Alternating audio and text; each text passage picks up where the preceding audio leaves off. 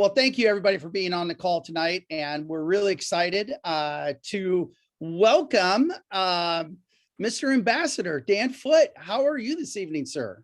I'm doing outstanding, thank you. How are you? I am well. And first of all, just thank you very much. I can't tell you how excited we are to have you. And I know it's a little bit of time out of your evening and we've done some prep work. And so just thank you for being with us and bringing your expertise. We appreciate that. The second thing that I'd like to thank you for is you have served our country for a lifetime. And I know in your introduction, you're going to share a little bit about the places you've been, but you have served our country and we just want to say thank you for that service. So, all right. So the kind of the flow for tonight, we're going to, the ambassador has a 15-minute, I don't want to call it a presentation, but 15 minutes of sharing. Context. Okay. All right. We don't want to call it a presentation because that's boring and nobody wants to watch that anyway. And so he'll kind of share about what's going on, his background, what he knows about Haiti, what's happening, what in the world needs to be done to fix things there. And then a little bit about as an NGO, what is our solution? What is our part of that puzzle of putting together? So that won't be very long, about 15 minutes. And then after that, we'll open that up for questions and conversation. And so we'll probably go about an hour. And so we'll try to wrap this up about 7:30 Central, 8:30 Eastern. So Mr. Ambassador, the floor is yours. Thank you so much, Nathan. And it's an honor and a pleasure for me to be able to speak with a group that holds Haiti very dear to your hearts. I know that many of you have been working in and around Haiti for many years, and once it gets under your fingernails, it doesn't come out. So thank you for all you do for Haiti. First, just some quick notes. I'm taking a dispassionate approach, which is not what linebacker Foote does.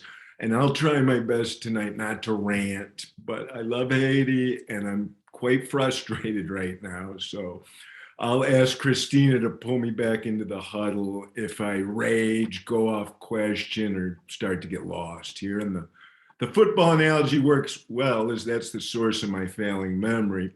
The source of my frustration, however, is the inability of the international community to reflect on our past failures and to empower our sisters and brothers in Haiti to resolve the current political crisis. And before I dive in, let me just start.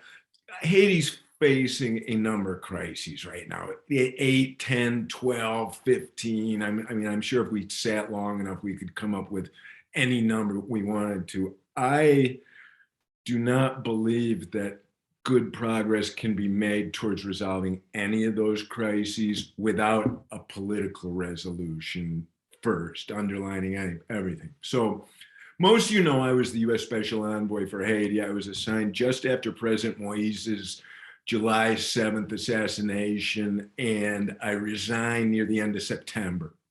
I initially arrived in Haiti in January 2010, which, as you guys all know, was the big earthquake that devastated Port-au-Prince and the surrounding areas. I went there to serve in the embassy's front office and direct the early weeks of the earthquake response.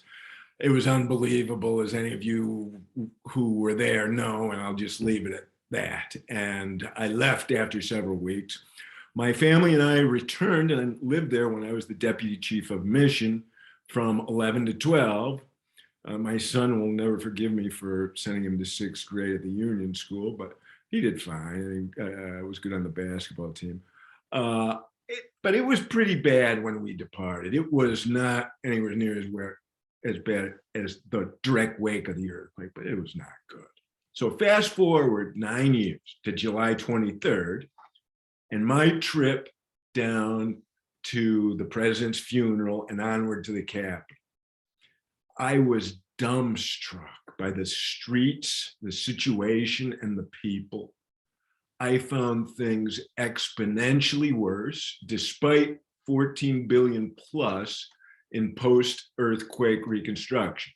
The people were embarrassed and angry. I've never seen them like that over the assassination, the historical indignities, the breach of sovereignty, and the horrendous circumstances. And having sat in the US government meetings to plan the post-2010 reconstruction, I was struck back then that there were no Haitians involved. And coming back, 9, 10, 11 years later and seeing the failure of our reconstruction, despite the fact that it was well-intentioned assistance, made me feel a little guilty. And it was clear we needed a new approach with Haitian ownership and community buy-in. To me, I'm still making that argument with other people.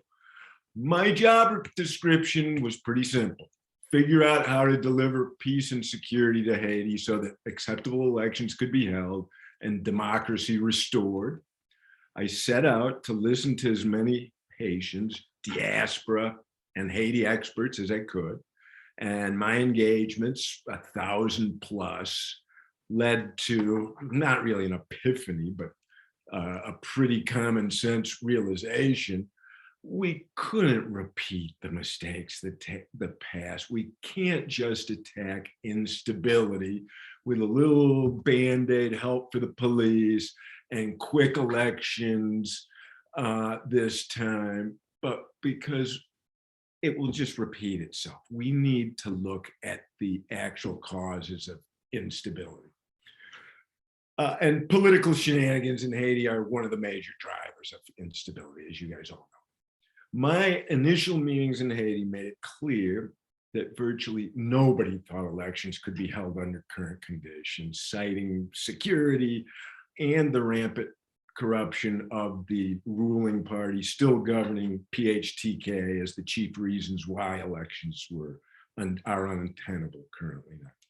Our Haitian friends convinced me that constitutional reform would be a critical component for elections credibility, something that I originally didn't think was necessary, as would the acceptability of any transitional government among the Haitian people. If a provisional or transition government is not credible to the Haitian people and it holds elections, they won't accept the results, and we're right back where we are now.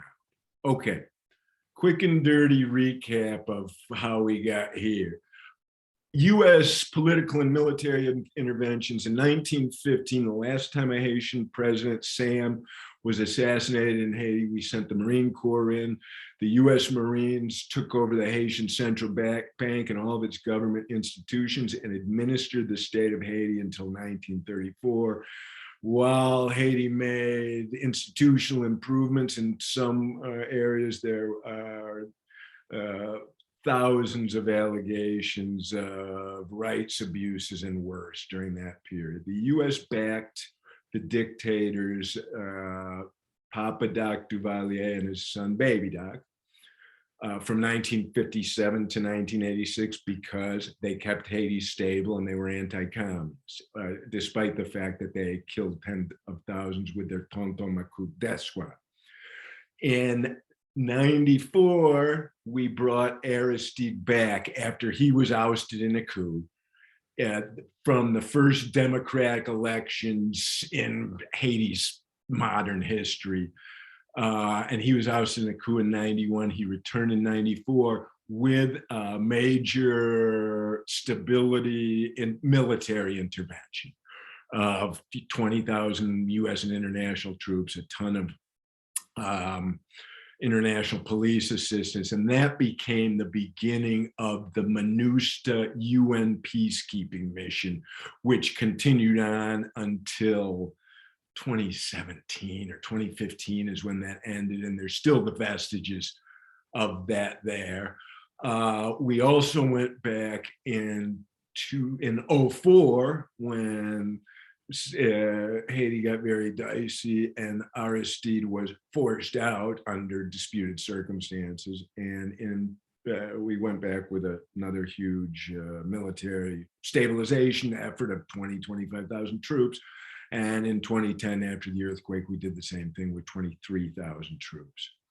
Since 2011, after 10 years of Haiti's steady deterioration, President Moise is assassinated in his bedroom on July 7th.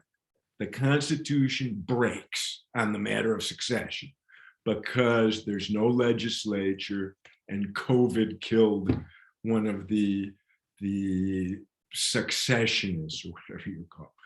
The acting prime minister at the time of the assassination, Claude Joseph, steps into the breach in the immediate confusion, and everyone recognizes that he's the best logical, near constitutional interim solution. Everybody okay? You with me so far? Because here's where it gets weird.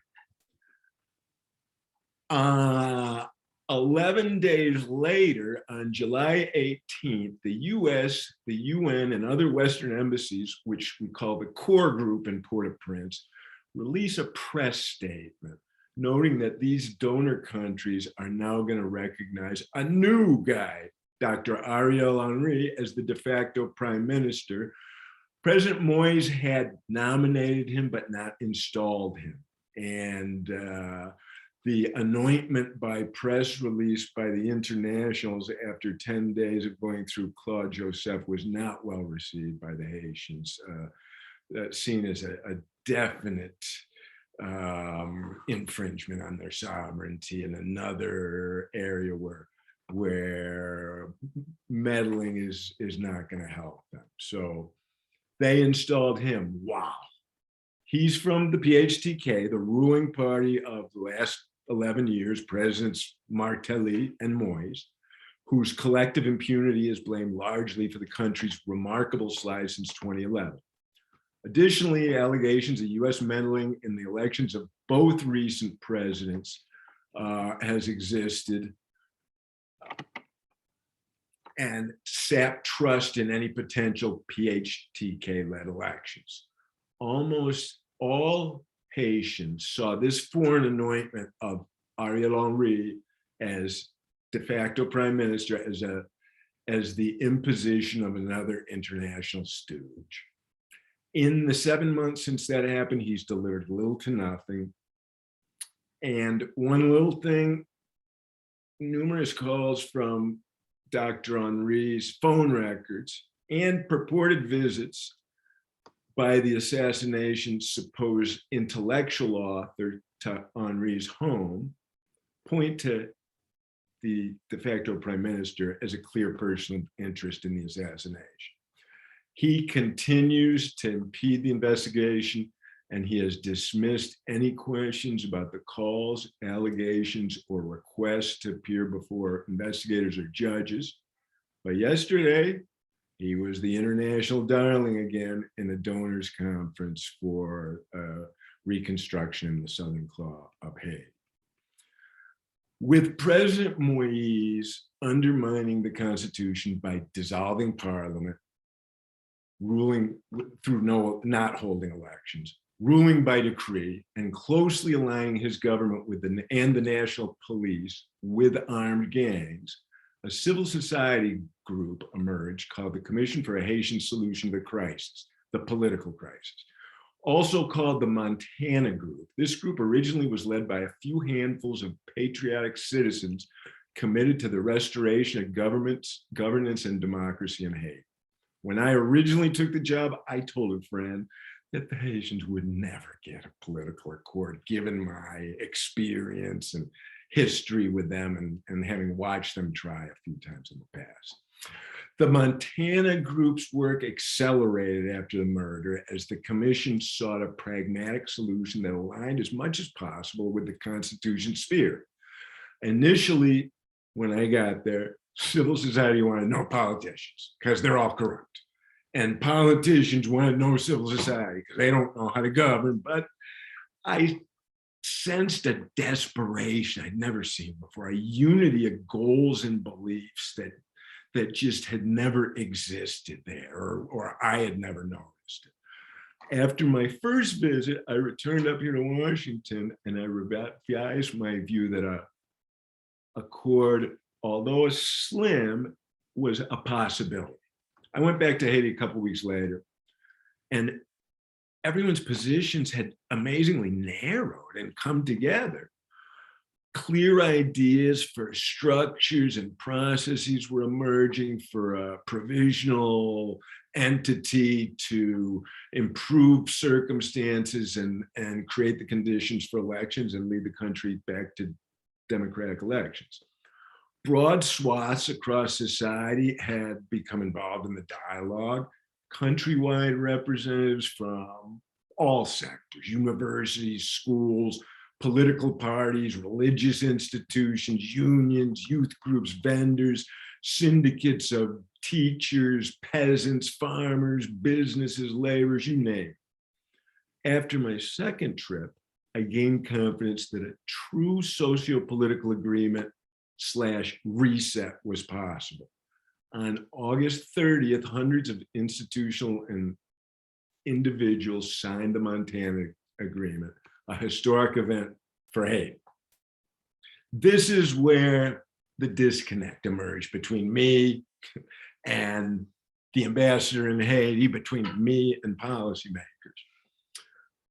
The ambassador in Haiti rushed to downplay the Montana Agreement and pushed Henri to cobble together a weak power sharing agreement, in my opinion, limited to largely one faction of opportunistic politicians. I would note that this ambassador dealt almost exclusively with President Moise and his administration, and it's been reported widely to me that she never met with civil society or opposition politicians. So we did not get great statecraft out of that. I drafted a memo on my recommendations from me, Dan, the special envoy, to the Secretary of State, Tony Blinken. And the Department of State allowed, heck, they encouraged the embassy in Port-au-Prince to edit it, which is not how we do things. Embassies have a line to the secretary, people in Washington have a line to the secretary. The embassy edited my message to the secretary, changed the message about 180 degrees and made it look like I was expressing confidence in the illegitimate Henri, who the vast majority of my interlocutors don't believe can be part of the solution. As I generally have tried not to provide unsound advice to the Secretary of State in my career, I did not send it after they changed my message. Soon after, the heart-wrenching images we all saw of the refugees in Del Rio, Texas, invaded my dinner via the evening news, and mass deportations in violation of international law began to a place, Port-au-Prince, where US officials are locked on compounds and citizens, our citizens, are advised to evacuate and stay out. I wasn't even afforded the courtesy of a heads up on these deportations. And an undersecretary scoffed at the notion that I might have played any role in the deportation decision. Not the first time in my career where I was less important than I thought I was. In retrospect, the administration's lack of transparency over Del Rio was just the straw that broke this camel's back. The real reason for my resignation, to highlight and to prevent additional catastrophic but reparable US policy based on, and people aren't going to like the way this is not politically correct, but in my opinion, based on longstanding subconscious racism, and that may be generous, and the unspoken tenet that Haitians can't organize themselves or run anything. And I've heard it. It's sometimes been spoken in my career. Since I resigned in late September, the Montana Agreement's dialogue strengthened and deepened, attracting much broader representation, including almost all major civil society groups, the last remaining elected officials in the country, and most opposition political parties. I believe this agreement now represents a consensus well behind my and the international community's wildest dreams of 7 months ago, right there on a Haitian platter. This group has selected provisional leaders. They are putting together a cabinet, working on a roadmap in several of the areas, and are ready to go. And in my personal opinion, it is more than a satisfactory, adequate consensus in Haiti. So here's the problem. The US and our pals in Canada, France, UK, EU, they're demanding a Haitian solution, which is great. And that's a buzzword left over from when it was actually true, with the inclusion of de facto Prime Minister Henry. Haitians, as you guys know, don't agree on much, but there's widespread concurrence that nobody will trust poor de facto Prime Minister Henry or any elections he's involved with. The international donors seek a unanimous agreement. Unanimous, like no dissenters, everybody's on board. Last time Dan Foote was involved in one of these unanimous pipe dreams was with Afghanistan's Government of National Unity in 2014. We all know how that ended. The demand that Henri be included in a final agreement provides him with a veto over any accord for all intents and purposes, and inertia keeps him automatically in power if he does nothing. I posit that Haiti will not be able to sufficiently address any of its crises or hold elections deemed acceptable by the people under any US imposed interim lead, including and especially Ariel Henry. And if Haitians don't accept the results of the eventual elections, then we can rinse and repeat, because we're coming right back to this exact political point. So an internationally foisted political solution is doomed to failure. It has failed every time we try it in Haiti. And I can go back through the history if you want, but I will bore you and myself. I cannot guarantee that the consensus interim government begun by the Montana group will offer perfect long-term resolution or even improvement. But it might, and it could. What I can guarantee you is that the imposition of Ariel Henry will not offer resolution, and Haiti will continue in this morass until events dictate some sort of intervention. At this point, I'll take a deep breath and stop and let all you guys kind of look at each other and wonder how crazy I really am.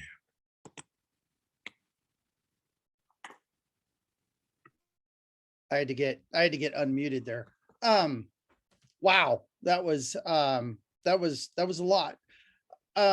So the Montana agreement, in my simpletonness, is basically a group of non-government Haitian leaders who are coming together with a solution for their country, and these are basically Haitian patriots. Is that a fair? It began that way, right? It began with 13 commissioners. They started in March, long before the assassination, because they could just see with elections canceled and parliament dissolved and the president ruling by decree, things were not going in the right direction.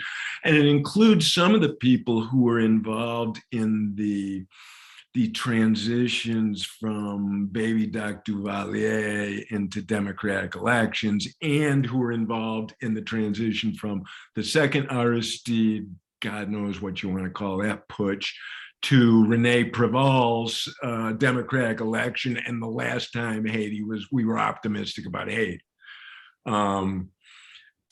Over time, initially that's where it was. When I first went there, everybody was kind of separate. And when I went back, the politicians started getting involved. And the bizarre thing about this, and I sound like I hate poor Dr. Ariel Henry, and I wish the man no ill will, but I have never seen Haitians agree on anything like they agree that the poor guy can't be part of the way forward for numerous reasons. Since then, they broadened everything. They broadened much more politically. So now you have virtually all the major political opposition actors, except, as I mentioned, a faction that's always been tied to PHTK, the current ruling power, and made up largely of political opportunists. So a lot of and of course, many in Haiti still want to throw the baby out with the bathwater and get rid of all politicians and say they're all corrupt. And there's a lot of corruption in Haiti. These guys have really never seen, the alternative to corruption. I'm not sure if that's going to change them, but it might help. So you have now a widespread political, socio-political agreement that includes almost all of civil society. And it includes almost all of the political leadership and former senators and parliamentarians, et cetera, et cetera. But it just doesn't include this bad international U.S. anointed government, and therein lies the challenge. So the simple question is, why? What is, if we've got a solution, or at least the makings of a solution that is for Haiti, by Haiti, what's in it? What's in it for the politicians to not go along with that? I am banging on my head every day trying to answer that question. I can infer that they chose this guy. So human nature means I don't want to admit I'm wrong and let the world know that this was a wrong call. The State Department and our foreign policy mechanism is really caught up in Ukraine right now, and whatever the disaster of the day is tomorrow, and before it was Afghanistan. So we don't have a lot of time to thoughtfully weigh competing policy issues. Inertia is always the easiest foreign policy decision to make because you're not really even making a decision. And I truly think that there's just this nervousness, not unrightly, of a non-democratic transfer of power in another country, despite the fact Ariel Henry has no security apparatus behind him to help him. And despite the fact that we engineered a press release, non-democratic transfer of power in Haiti on July 18th, now all of a sudden we're reticent to even consider that. That's the best I can figure out. The Haitians honestly think that there's a conspiracy. And I've learned that some Haitian conspiracies are true. I don't believe this one is true yet, but most aren't. But geez, it makes you scratch your head. It makes me scratch my head.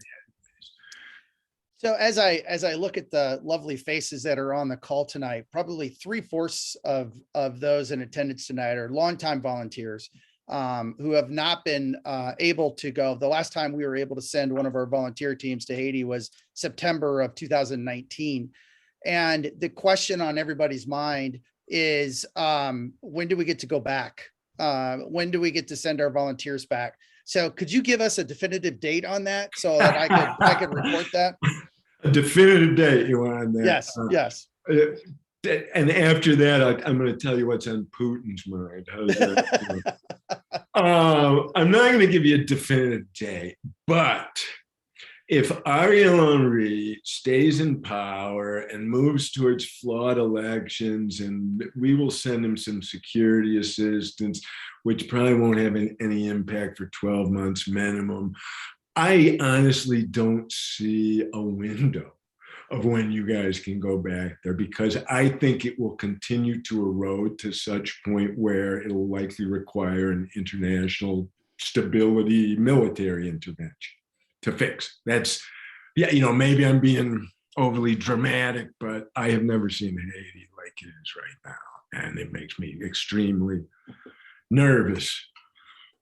Where was I going? I was coming around to ask the question one more time. Is there a? Oh, your date. Yeah.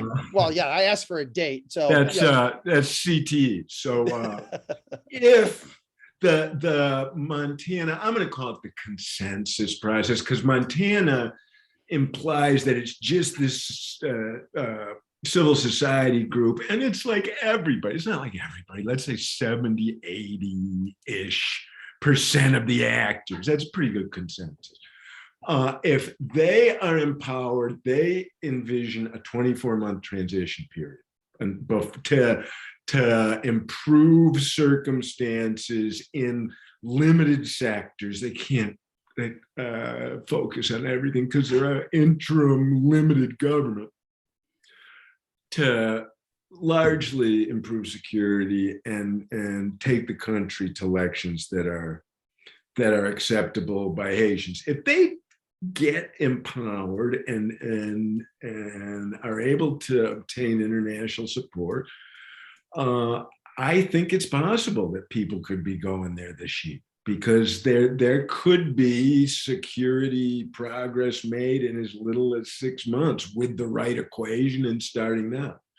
I'm not terribly sanguine that that's the direction we're moving in, but it's possible. And certainly if done correctly, I see that after elections, you would certainly be able to get back there, because otherwise they won't be able to hold elections. And it's many of you guys don't know nor care about my career. I worked on virtually every failed state building mission except for Somalia and Yemen in the State Department. And one of them was actually successful, and that was Colombia. And Haiti's security problem is much simpler than Colombia's. And I don't think it's going to take years and years to solve it. It's just going to take some resources and some training and some professional vetted police out there scaring these thugs and these little criminals with no training with. So once there's a credible government with whom others can work. If you were to tell me right now, Dan, go fix security in Haiti, I would say, I can't. I got nobody to work with. I can't work with the prime minister. I don't trust his minister of justice. And I sure as hell don't trust the police commissioner who was indicted back in the 90s for some shenanigans or something. So that's a pretty important piece. So I'm very confident, optimistic. Once there's a consensus transition provisional government, I think security can start to get better pretty soon. And I think opportunities won't be years down the road. Awesome. Good. Well, that was very definitive. Thank you. So the ambassador and I have been talking here for a half an hour. So, everybody who's up, I see Bob Hoy asked a question in chat. I don't know, Dan, do you see that? You better ask me, because all of a sudden I'm going to have to put my glasses down. I'll get ugly. So Bob asked, in the book by Paul Collier, The Bottom Billion, the author spells out the concept that countries with grinding poverty, such as Haiti, need to have foreign aid that supports several interventions simultaneously. As you indicated, political reform must occur, but at the same time, it is necessary to improve health, housing, food, education, and maternal and childcare. Focusing aid on only one of these will fail. Would the citizens of Haiti embrace such a multifaceted approach? I think so. I mean, the citizens of Haiti are sick of whatever the heck our approach has been to date, which I can only speak for the US government. I'm not going to speak for you guys, but the US government, I was in the Peace Corps a long time ago, so I understand micro development, which was kind of what you guys work on too, I think. And it works, but it's very labor intensive and it's small scale. And then I was in the US government and I worked my way up to the point where I oversaw all of our civilian aid to Afghanistan, like $5 billion a year. That's a lot of aid. It's really hard to do that well. You're just a pass through in numbers like that to big beltway firms and giant NGOs who then subcontract, and everybody takes a little bit, and everybody goes down there and has a Range Rover and a house up the hill with a pool, and it boosts up the costs. And what certainly has happened since the 2010 earthquake to now is most of that money didn't get down where it was supposed to get to. And my belief, and there are some great NGOs that are working on this, and it's not the most new idea or novel idea, but I've never seen it done too well, is community-led, Haitian-led, smaller scale development. Haiti started out, as you guys all know, with the plantation system. And these guys shook up the shackles and revolted and got their freedom. And for 218 years or whatever it's been, everybody has been trying to go back and return the plantation system. That's not going to work in Haiti, obviously. So I really think development needs to move away from here's $500 million to Nathan, now you go rehabilitate the health sector's logistics on with that. And it just hasn't happened. We've tried a ton of institutional development. Only way we're going to get institutional development at the government level at Haiti is get somebody in there that somebody can trust and who cares about Haiti. And if we don't do that, we're having a nice chat by the fireside tonight. Okay. Mr. Hersey, I know you probably have a question. Can you, I don't know, can I unmute him, Christina? Yeah, you should be able to, or I can. All right, can you hear me? Yes. Thank you. I was just starting to type in a question for the ambassador, and so you beat me to it. So I'll just read part of it and finish it. But reflecting on this this outlook on the political situation, I think in economic terms, in my activities with FOTCOH and my working career. And what I was going to ask is make a comment that economic activity cannot grow without political stability. So the foundation of political stability is essential for any kind of economic rebound and flourishing. So presuming some degree of political stability can be developed, where might we see opportunities for economic growth that will allow the people of Haiti to develop some form of growing wealth and self-sufficiency and that sort of thing? Where might we see it? Oh, wait, hold on, Dan. Mr. Baster, hold on. You're muted. That's probably the smartest thing I said all night. Sorry. So I agree completely, both that there are a number of areas in which growth must be nurtured at the same time, all critical to from a humanitarian perspective, if nothing else. And on the economic side, look, I was in the Peace Corps. I have a beat up BA, bachelor's in economics. I don't know how to fix Haiti.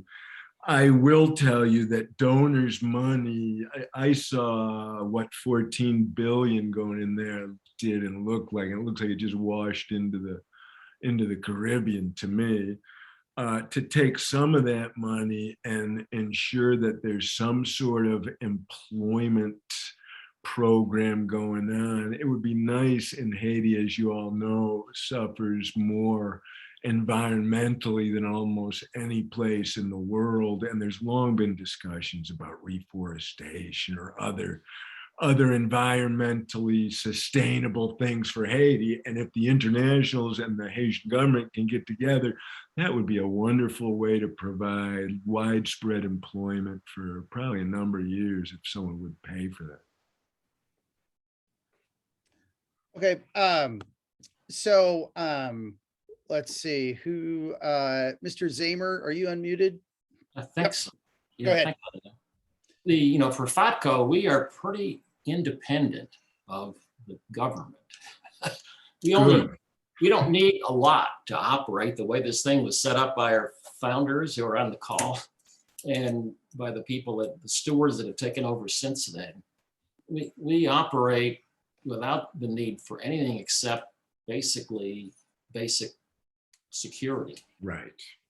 I mean, we are now able to get our supplies and our drugs into the country only because we're east of the next roadblock, and the airstrip is also east of the next roadblock.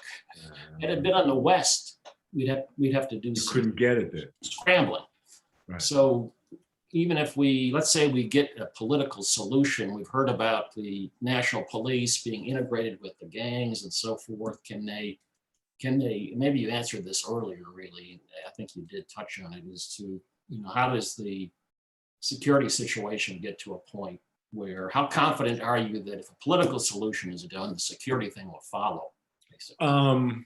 Well, security is by far the biggest challenge that Haiti faces right now. It's bigger than the political thing, but the political it is a necessary first step. I believe, and I've seen the United States government and our partners build national police forces in a number of countries, particularly in this hemisphere, including the Haitian police, which we spent a ton of money and effort on between 1994 and today, building to a point where in 2012, they were adequate. They weren't the greatest force in the hemisphere, but they could pull off most of their mandates adequately. And since the politicization, which started in 2012 and has now led to gang members having leadership command roles within the police, it's been a huge erosion. But the overall police, and I worked very closely with them when I was there, haven't fallen from, let's say they were 112, they haven't fallen to 0. They've fallen to maybe 60, but there's a lot of vetting that needs to be done force-wide. It's going to take years to repair that force and get it back to where it was. In the short term, we've talked about, and I think most experts agree, that they need some sort of anti-gang task force that includes a number of different components like door kickers, intel, communications, forensics, judicial, all that stuff, that can be equipped and trained within a number of months, and then trained, advised, and assisted in planning operations and going out and do it. And unlike the FARC or the Taliban or Al-Shabaab, when the good guys show up, they raise Cain. These guys are young kids led by fat old cops. And as soon as they start seeing laser sights on their chest and guys with goggles, they're going to drop their weapons and run away, I think. But it's going to take the time to get there. And then on the back end of that, we need to have, that's the push out of the gangs. We need a pull out of the gangs to encourage them to demobilize, which we've done in other countries like Colombia. Which includes Yeah, giving them incentive to lay down their weapons, come out, get technical education, get a trade, learn a trade. And the biggest thing that we get out of that is the intelligence from the combatants coming off the field. And that's how Colombia beat the FARC, is because we demobilized and got enough information that we knew what they were doing. Gotcha. Thanks. So a question from Russ Proch. So what is the likelihood of the consensus group? I think it's the Montana agreement, that group, where'd it go? Group being empowered, and how does that happen? So what is that Montana group? What do they need to catapult forward? Well, so this is like the world's most bizarre catch-22, because we have told the Haitians who's going to be in charge of their country, not every time, but most times over the past 107 years. They're not going to let us tell them that again. Repeat your question again. So it was on the Montana group. What do they need to be empowered to push so despite forward? the fact that we've called all the shots there and Haitians say, no, stop it, we don't want you to do it. Well, they're all sitting there with their hands in their pocket, waiting for Uncle Sam to say, it's okay. And I don't think that's going to happen. And I'm certainly not going to encourage like non-democratic transfers of power. But I mean, Haiti is a sovereign country and can do what they want, but they're really waiting just for recognition, acknowledgement, right? And if they get that, then they know that they have the support. Right now, the U.S. is supporting Ariel Henry, suspect in the assassination. And as my experience with federal investigations go, not Haitian investigations, but the FBI and DHS are working on this.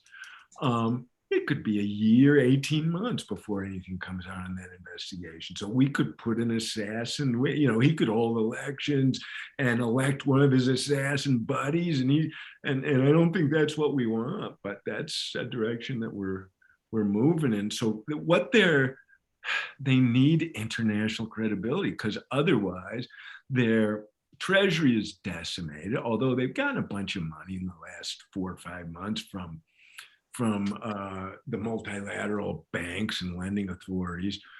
But there's no telling what this guy's doing with it. I don't know if he's spent it.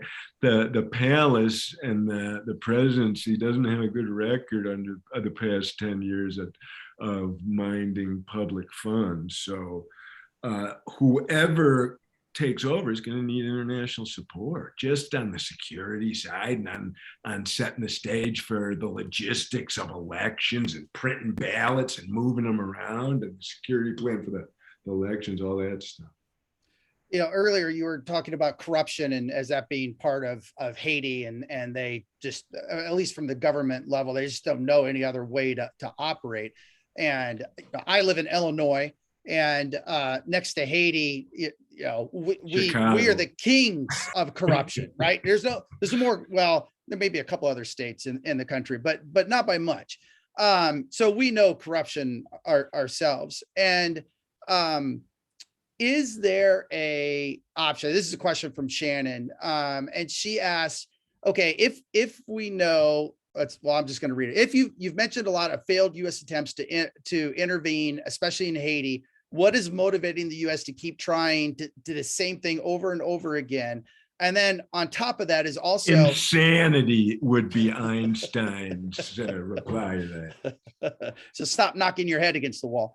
And then the next thing she asked is, is there an opportunity for us as individual citizens of the U.S. to go lobby our legislatures for the right solution for this? Is there anything we can do?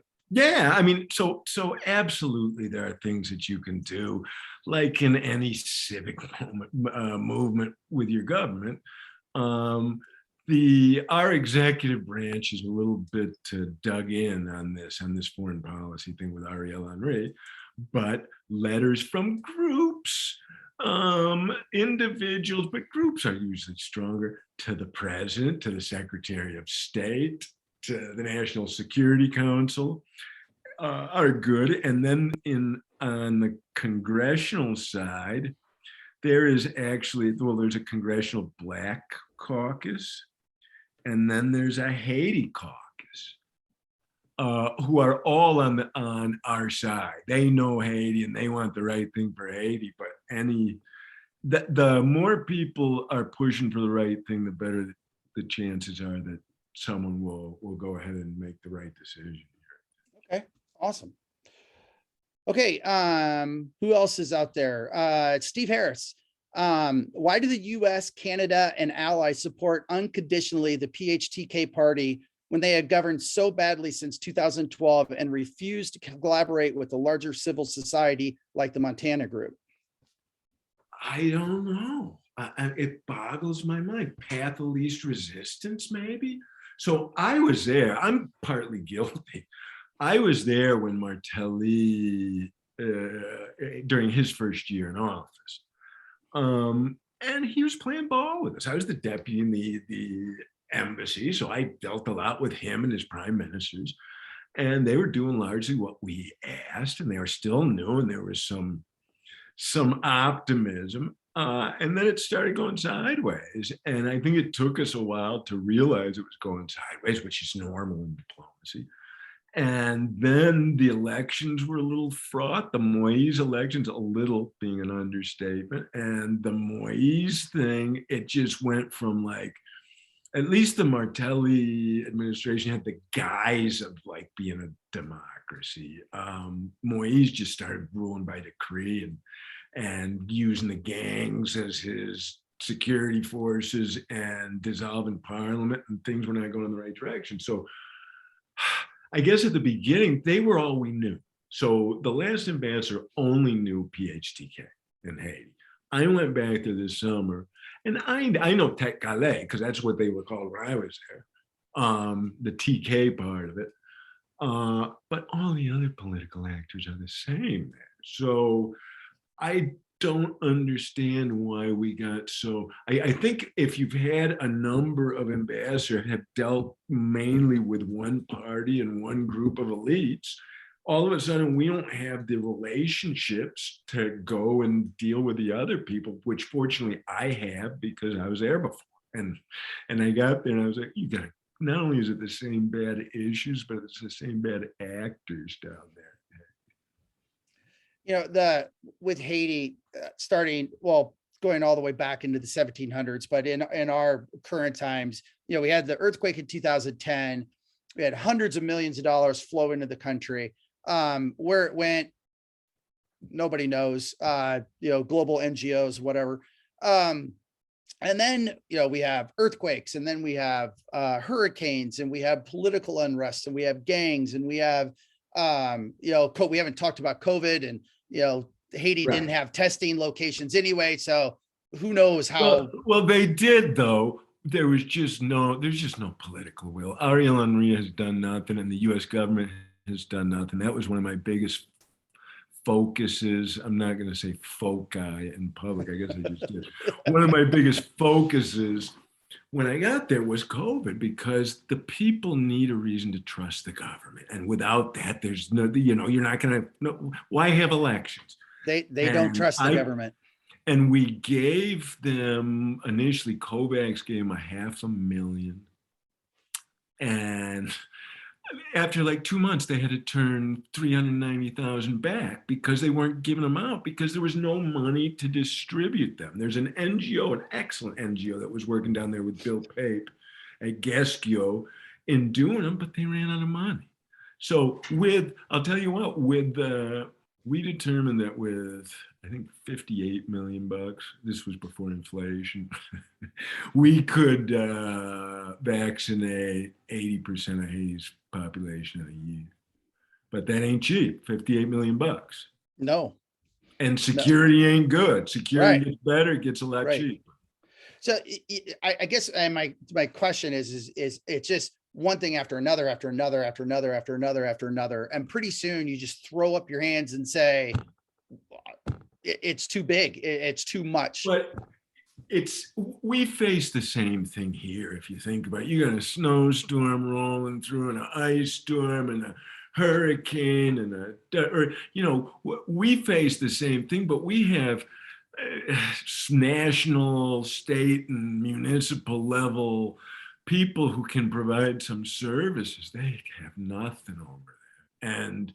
And it needs to be built from the ground up by people that want to do it. And when I first went there, Haitians, you guys have probably noticed, have a little bit of minor contempt for some of the diaspora, sort of with like, why didn't you guys stick here with us? I mean, they love them and they're happy, but they feel like, they got it better off than them. But if you look at Haitians, like most immigrant groups, but maybe more so, they're all doctors and lawyers and captains in industry. And I've seen like 3 university presidents, Haitian Americans named in the last 4 months. How does that happen, right? So part of the Montana consensus is to include diaspora in governance, set aside some parliamentary seats, and have people who have succeeded in a society of rule of law to go back and set the right example. Because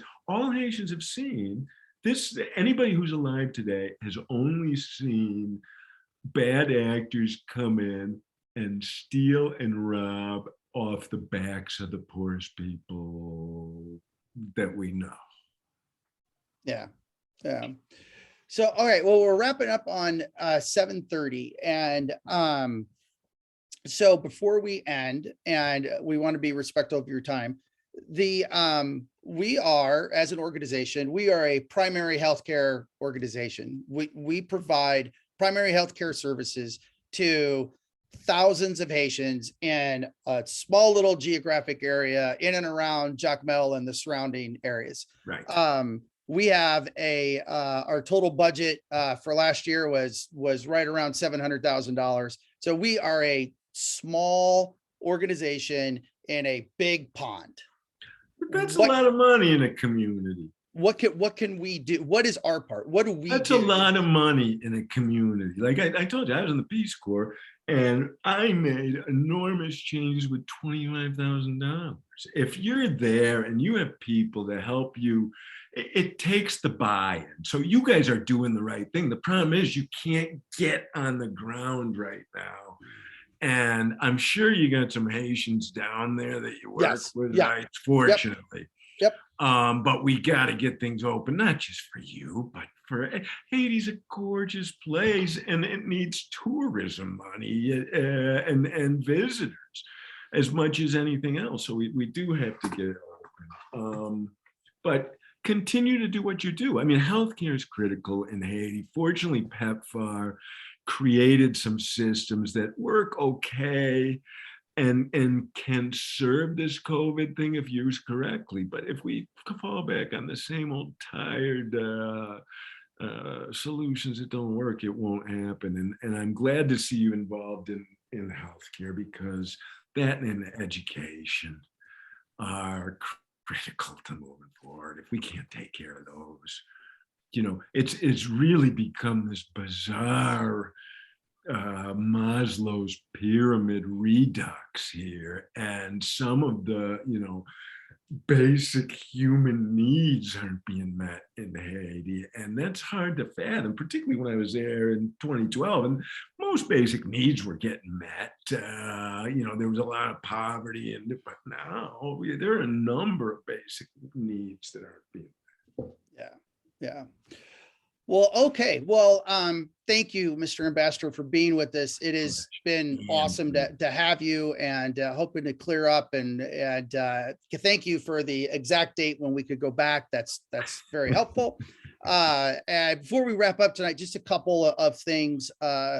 First of all, if you're on the video tonight, we have recorded the evening, and so we will be posting that to social media. To our social media. And one thing you could do for us is, if you're on this call tonight, you are a core core supporter of FOTCOH, but you're also a core believer in the Haitian people. And so if you could just share this among your social media list, your contact list, or those that you feel that would be interested in what we talked about tonight, the best way to that we can put FOTCOH and Haiti out there here is to just communicate. And so if you could forward this onto your contact list, that would be awesome. Second, we are just coming off of 2021 was a good year for FOTCOH, both on the program side. We were open every single day that we were supposed to do. We saw thousands of patients. Our WASH program did really well. It was the primary focus of our hurricane or our earthquake response in Lakai. Our women's health initiative is growing, is doing great things. We had a really good year in 2021.